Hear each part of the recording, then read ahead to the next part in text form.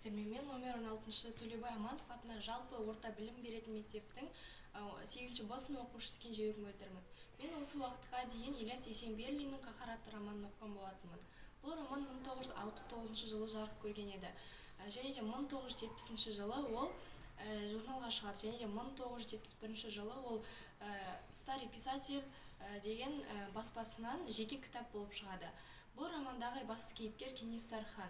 Жазушы бұл Кенесары ханды бұл романда өте айбарлы хан ретінде сипаттайды, және де өзін елін сүйген жауынгер ретінде сомдайды.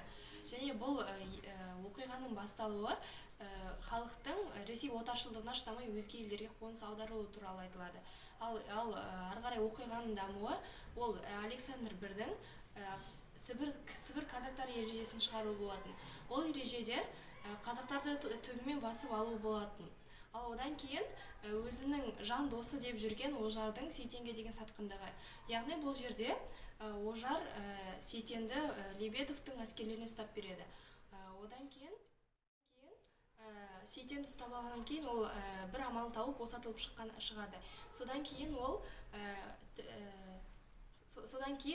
Қоқан хандығына барып, олардан кеңес сұрайды.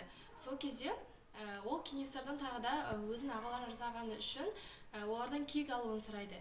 Және де бұл роман Кенесары ханның Ресей отаршылдықтарына шыдамай, оларға қарсы көтеріліс ашуымен аяқталады. Және бұл роман маған өте қатты ұнады. Және маған ұнағаны ол байтабын батырдың өжеттілігі болды.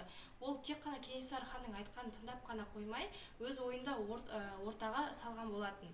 Және де мен осы романды оқи отырып күнделік жаздым.